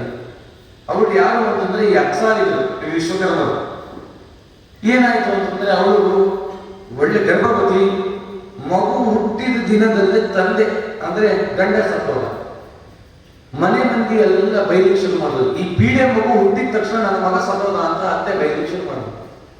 ಆ ಮಗು ಹುಟ್ಟಿದ ತಕ್ಷಣ ಕಜ್ಜಿ ಆಗ್ಬಿಟ್ಟಿದೆ ಮೈಯಲ್ಲಿ. ಅವಳು ಅನ್ಕೊಂಡು, ತಾಯಿ ಆದವಳು ಮಗನ್ ನೋಡ ಅನ್ಕೊಂಡು, ಇಂಥ ದರಿದ್ರ ಮಗು ಹುಟ್ಟುಬಿಟ್ಟಿದೆ ನನಗೆ ಅಂತ ಅನ್ಕೊಂಡು. ಯಾವ ತಾಯಿನೂ ಮಗು ನಾಕಲ್ಲ, ಅದರ ಅಷ್ಟು ಮನಸ್ಸಿಗೆ ಬೇಜಾರಾಗದು. ಅವರ ಅತ್ತೆ ಆ ಮಗು ಹುಟ್ಟಿದ ದಿನದಲ್ಲೇ ನಿನ್ನ ಮನೆ ಬಿಟ್ಟು ತೊಲಗು, ಒಂದು 10-11 ದಿನ ಅಲ್ಲಿ ಇಲ್ಲಿ ಕಳೆದು ಯಾರು ಹೇಳಿದ್ರು ಅಲ್ಲಿ ಊಟ ಆಗ್ತಿದ್ದಾರೆ ಅಂತ ವಿಜಯರಾಯನಾರನ್ನ ಬಂದ್ಬಿಟ್ಟಿದ್ದಾರೆ. ಈ ಪುರಂದರದಾಸರಾರನ್ನೇ ಬಂದ್ಬಿಟ್ಟಿದ್ದಾರೆ ವಿಜಯರಾಯ ಮಾಡ್ತಿದ್ದಾರೆ. ಬಂದು ಊಟಕ್ಕೆ ಕೂರ್ಬೇಕು, ಕೂತು ಹಸುವಾಗ ಸ್ನಾನ ಮಾಡಿದ್ರೆ ಊಟಕ್ಕೆ ಕೂತಿದ್ದಾರೆ. ಆ ಮಗು ಆಗಲೇ ಹೊಲಸು ಮಾಡ್ಕೊಂಡು ಅಕ್ಕ ಪಕ್ಕ ಕೂತವರೆಲ್ಲ ನಿಂದನೆ ಮಾಡಿ ಊಟ ಮಾಡ್ತಾ ಇದೀವಿ, ಅದೆಂತ ದರಿದ್ರ ಮಗು, ಊಟ ಮಾಡೋ ಕಾಲಕ್ಕೆ ಹೊಲಸು ಮಾಡ್ಕೊಳ್ತಾರೆ, ಇಂಥ ಮಕ್ಕಳು ಬದುಕಿದ್ರೆ ಅಂದ್ಬಿಟ್ಟಾರೆ. ಅವಳು ನೋವಾಯ್ತು, ಊಟ ಮಾಡಲೇ ಇದ್ದು. ಈ ಮಗುವಿಂದ ತಾನೇ ಹೀಗಾಗ್ತಿದೆ, ಒಂದು ಕೆಲಸ ಮಾಡ, ಈ ಮಗುವನ್ನು ಚಕ್ರತೀರ್ಥದಲ್ಲಿ ಬಿಸಾಕಿ ನಾನು ಇದರಿಂದ ಸತಪಣ ಅಂತ ತೀರ್ಮಾನ ಮಾಡಿ. ಇವಾಗ ಬೇಡ, ರಾತ್ರಿ ಆಗಿದೆ, ಕತ್ಲು, ನಾಳೆ ಬೆಳಗ್ಗೆ ಎದ್ದಿದ ತಕ್ಷಣ ಹೀಗೆ ಮಾಡೋಣ ಅಂತ ಹೇಳಿ ಚಕ್ರತೀರ್ಥದ ಬಳಿ ಹೋಗಿದ್ದಾರೆ. ನೀರು ಮುಟ್ಟಿದ್ರಂತೆ. ನೀರು ಮುಟ್ಟಿದ್ದು, ಅಯ್ಯೋ ಇಷ್ಟು ತಣ್ಣಗಿದೆ, ನನ್ನ ಮಗು ಹಾಕಿದ್ರೆ ಎಷ್ಟು ಆಗಬೇಕು ಅನ್ಕೊಂಡಂತ ಅಲ್ಲೇ ಕೂತಿದ್ದಾಳೆ. ಒಟ್ಟಿನಲ್ಲಿ ಈ ಮಗುನ ಚಕ್ರತೀರ್ಥಕ್ಕೆ ಹಾಕ್ಬೇಕು, ಆ ಮಗುನು ಸಾಯಿಸ್ಬೇಕು, ನಾನು ಸಾಯಿಸ್ಬೇಕು. ಇನ್ನೇನು ಆ ಮಗುನ ಎತ್ತಿ ಆ ಚಕ್ರತೀರ್ಥಕ್ಕೆ ಹಾಕ್ಬೇಕು ಅನ್ಕೊಂಡು ಅಷ್ಟು ಸಾವಿರಾರು ಜನ ಇರೋ ಸಭೆಯಲ್ಲಿ ವಿಜಯರಾಯರು ಇವಳ ಹತ್ರ ಬಂದು ಏನಪ್ಪ ಮಾಡ್ತೀವಿ, ಅವಳು ಹೇಳ್ಕೊಂಡು, ನೋಡು ಇಂಥ ಪರಿಸ್ಥಿತಿ ಬಂತು ನನಗೆ, ಹಾಗಾಗಿ ಮಗುವನ್ನು ನೀರಿಗೆ ಹಾಕಿ ನಾನು ನೀರಿಗೆ ಹಾರೋಣ ಮಾಡ್ತೀನಿ. ಎಂತ ಕೆಲಸ ಮಾಡ್ತೀವಿ? ಆ ಮಗು ಯಾರು ಅಂತ, ಅವ್ರು ಯಾರು ಅಂತಂದ್ರೆ ಮಾಂಡವ್ಯ ಋಷಿಗಳು. ಆ ಮಗು ನನಗಾಗೆ ಬಂದಿರೋದು, ಯಾಕಂದ್ರೆ ನನ್ನ ಸಂತಾನ ನಿಲ್ಲಲ್ಲ, ಮುಂದೆ ಯಾರಾದ್ರೂ ವಿಜಯದಾಸ ವಂಶಸ್ಥರು ಅಂದ್ರೆ ಮೋಹನ್ ದಾಸರ ವಂಶದಿಂದಲೇ ಬೆಳಿಬೇಕು. ಹಾಗಾಗಿ ಆ ಮಗುವನ್ನು ನನಗೆ ಕೊಡು, ನಾನು ಆ ಮಗುವನ್ನು ಸಾಕ್ತೀನಿ. ಅವಳಿಗೆ ಬಹಳ ದುಃಖದಿಂದ ಹೇಳಿದ್ರು, ಇಂಥ ಮಗುವನ್ನ ನೀವೇ ಗೊತ್ತಿಲ್ಲ ಸ್ವಾಮಿ ಅಂತ ಹೇಳಿ ತಾವೇ ತಗೊಂಡು ಆ ಬಾಲಕನಿಗೆ ತಾವೇ ಸ್ನಾನ ಮಾಡಿಸಿದ ತಕ್ಷಣ ಆ ಕಜ್ಜಿ ಎಲ್ಲ ವಾಸ ಆಯ್ತಂತೆ. ನಾಮಕರಣ ಮಾಡಿದ್ಯಾ ಅಂತ ಕೇಳಿದ್ರು. ನಾಮಕರಣ ಇಲ್ಲ, ಏನಿಲ್ಲ, ಹುಟ್ಟಿದ ದಿನಾನೇ ಮನೆಯಿಂದ ಹೊರಗಾಗ್ತದೆ. ವಿಜಯರಾಯರು ತಮ್ಮ ತೊಡೆ ಮೇಲೆ ಮಲಸ್ಕೊಂಡು ಆ ಮಗು ನೋಡುದಂತೆ, ಎಷ್ಟು ಮುದ್ದಾಗಿದ್ದಾನೆ ಅಂತ ಮೋಹನ್ ಅಂತ ಹೆಸರಿಡ್ಬೇಕು. ಅವರೇ ಮೋಹನ್ ದಾಸ. ಇಟ್ಟಿ ಚಿರಂಜೀವಿ ಆಗಲೋ ಚಿನ್ನ ನೀನು, ಚಿನ್ನ ನೀನು. ಆ ಮಗುಗೆ ಅದೇ ಉದ್ದೇಶ ಮಾಡಿದ್ರು. ಏನು? ಹರಿದಾಸ ದಾಸ ದಾಸರ ಪಾದ ಧೂಳಾಗಿ, ಏನಾದ್ರು ಹರಿದಾಸರ ಪಾದದ ಧೂಳಾಗಿ ಚಿರಂಜೀವಿ ಆಗಲು ಚಿನ್ನ ನೀನು. ಮಂದಮತಿಗಳ ಕೂಡ ಮಾತಾಡದಿರೋ ಹರಿನಿಂದಕರ ಕಣ್ಣೆತ್ತಿ ನೋಡಬೇಡ. ಇಂದಿರಾ ರಮಣ ಶ್ರೀ ವಿಜಯ ವಿಠಲನ ಚರಣ ದ್ವಂದ್ವದಲ್ಲಿ ಮಸ್ತಕವ ಮರೆಯದಿರಬೇಡ. ಚಿರಂಜೀವಿಯಾಗಲೋ ಚಿನ್ನ ನೀನು, ಚಿನ್ನ ನೀನು. ಅವಳಿಗೆ ಏನೇನು ಬೇಕು ಪದಾರ್ಥಗಳನ್ನು ಕೊಟ್ಟು ನಿನ್ನ ಜೀವನ ನೀನು ಮಾಡ್ಕೊಳ್ಳೋ ಮಾತು ಕಳಿಸಿ ಆ ಮೋಹನನನ್ನ ಕರ್ಕೊಂಡ್ಬಂದು ಮನೆಗೆ. ಆ ಪುರಂದರದಾಸರ ಆರಾಧನೆ ಎಲ್ಲ ಮುಗಿತು, ಮನೆಗೆ ಕರ್ಕೊಂಡ್ಬಂದು ಆ ವಿಜಯರಾಯನ ಪೂಜೆ ಮಾಡಿದ್ರೆ ಆ ಮಗು ಕೂಡ ವಿಜಯರಾಯನ ಗಂಟೆ ಬಾರಿಸೋದು, ಮಂಗಳಾರತಿ ಮಾಡೋದು, ಇದನ್ನೆಲ್ಲ ಮಾಡೋದು. ಅಷ್ಟು ಪ್ರೀತಿ. ಇದು ನನ್ನ ದತ್ತು ಮಗು ಅಂತ ಒಂದು ದಿನವೂ ಕಾಣಲಿಲ್ಲ. ನನ್ನ ಸ್ವಂತ ಮಗುವಿನಲ್ಲಿ ಎಷ್ಟು ಪ್ರೀತಿನೋ ಅದರ ಅಧಿಕವಾದ ಪ್ರೀತಿ ಆ ಮೋಹನನ ಮೇಲೆ ಮಾಡೋದು.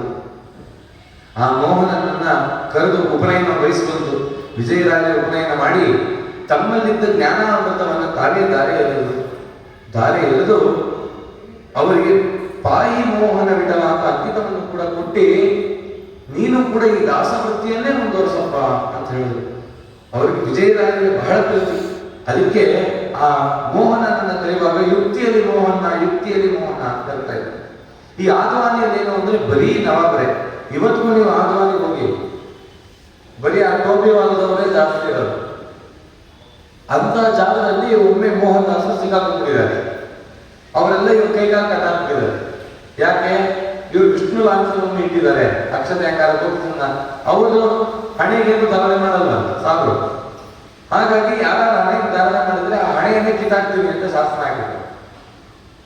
ಸರಿ, ಇವ್ರೇನ್ ಮಾಡಿದ್ರು, ಮೋಹನ್ ದಾಸರ ಕಾಯಿ ಈ ಸಾಧನೆಲ್ಲ ಮಾಡ್ತೀವಿ ಅಂತೇಳಿ ಒಂದು ದೇವನಾಮ ಮಾಡೋದು. ತುರುಕರು ಇರಬೇಕು, ತುರುಕರಿರ್ಬೇಕು. ತುರುಕರಿಲ್ಲದ ಊರೊಳು ಇರಬಾರದಣ್ಣ. ತುರುಕರು ಉಣದೇ ಉಣಬಾರದು, ತುರುಕರು ಉಣಬಾರದು. ತುರುಕರಿಂದಲೇ ಮೋಕ್ಷ ಕಾಣೋ. ತುರುಕರ ಒಳಗಿಪ್ಪ ನಮ್ಮ ಮೋಹನ ವಿಠಲ ಅದು. ಎಷ್ಟು ನೋಡ್ಬಿಟ್ರಿ ಈ ತುರುಕರನ್ನ. ಮೋಹನ್ ದಾಸನ ಬುದ್ಧಿ ಬಂದಿದೆ, ಪರವಾಗಿಲ್ಲ, ನಮ್ ಕಂಡ್ರೆ ಪ್ರೀತಿ ಬಂದಿದೆ, ಇವರು ತುರುಕರಾಗ್ತಾರೆ. ಅವನೇನು ಮಾಡೋ ಸಂತೋಷ ಆಯ್ತು, ಬಿಟ್ಟು ಕಳಿಸ್ಬಿಟ್ಟ. ಮುಂದೆ ದಾರಿ ಬಂದ ಮೋಹನ್ ದಾಸರ ಜೊತೆ ನಿಂತ ಕೇಳಿದಂತೆ, ತಪ್ಪಾನೆ ನೀವು ಮಾಡಿದ್ರು, ನಮ್ಮ ಪ್ರಾಣ ಉಳಿದ್ರು ಪರವಾಗಿಲ್ಲ, ನಮ್ಮ ಧರ್ಮವನ್ನು ನಾವು ಬಿಡಬಾರ್ದು ಅಂತ ಶಾಸ್ತ್ರ ಹೇಳಿದ್ರೆ ನಿಮ್ಮ ತಂದೆಯವರು ಆಗ್ತಾರೆ. ನೀವು ನೋಡಿದ್ರೆ ತುರುಕರು ನೋಡ್ತೀರಾ. ಅದಕ್ಕೆ ಮೋಹನ್ ದಾಸ್ ಅಂತಂದ್ರೆ ತುರುಕರು ಅಂದ್ರೆ ಏನು? ತುರು ಅಂತಂದ್ರೆ ಹಸು, ಹಸು ಕರು, ಕರು ತುರುಕರು. ಹಸು ಕರು ಇಲ್ದಿರುವಂತ ಊರಲ್ಲಿ ನಾವು ಇರಬಾರ್ದು. ಹಸು ಕರುಗೆ ಗೋಗ್ರಾಸ ಇದ್ರೆ ನಾವು ತಿನ್ನಬಾರ್ದು. ಹಸು ಕರು ಹೊಡೆದೇ ಹೊಡಬಾರ್ದು. ಆ ಗೋವಿನ ಒಳಗಡೆ ಇಲ್ಲ ಅಂತ ನಮ್ಮ ಮೋಹನ ಬಿಟ್ಟಲ್ಲ. ಶಬಾಷ್. ಅದಕ್ಕೆ ಯುಕ್ತಿಯಲ್ಲಿ ಮೋಹನ ಅಂತ ಯುಕ್ತಿಯನ್ನು ಮಾಡಿ ತಪ್ಪಿಸ್ಕೊಂಡು ಅವರು ಕಂಡ್ರೆ ಅಷ್ಟು ಪ್ರೀತಿ ವಿಜಯರಾಯ. ಆ ರೀತಿಯಲ್ಲಿ ಆ ಮೋಹನ್ ದಾಸ್ಗೆ ಅನುಗ್ರಹ ಮಾಡುವುದು. ಇವಾಗ ಅವರ ಮುಖ್ಯ ಕಾರ್ಯ ಏನು ಅಂತಂದ್ರೆ ಇನ್ನಿಬ್ಬರನ್ನ ಅನುಗ್ರಹ ಮಾಡಬೇಕು. ಯಾವ ಇನ್ನಿಬ್ಬರು ಅಂತಂದ್ರೆ ಅವರೇ ಗೋಪಾಲ ದಾಸರು, ಇನ್ನೊಬ್ರು ವೇಣುಗೋಪಾಲ ದಾಸರು. ಅವರನ್ನು ಅನುಗ್ರಹ ಮಾಡಬೇಕು. ಅವರನ್ನು ಅನುಗ್ರಹ ಮಾಡಬೇಕು. ಕಲ್ಲೂರು ಸುಬ್ಬಣ್ಣಾಚಾರ್ಯ ಅನುಗ್ರಹ ಮಾಡಬೇಕು. ಇನ್ನೂ ಅನೇಕ ಮಹಿಳೆಗಳನ್ನು ತೋರಿಸ್ಬೇಕು. ಎಲ್ಲರನ್ನೂ ಉದ್ಧಾರ ಮಾಡಬೇಕು ಅಂತ ವಿಜಯರಾಯ ಕಾಯ್ತಾ ಇದ್ದಾರೆ. ಅದನ್ನು ನಾಳೆ ದಿನ ಚಿಂತನೆ ಮಾಡೋಣ ಅಂತ ಹೇಳ್ತಾ ಶ್ರೀಕೃಷ್ಣ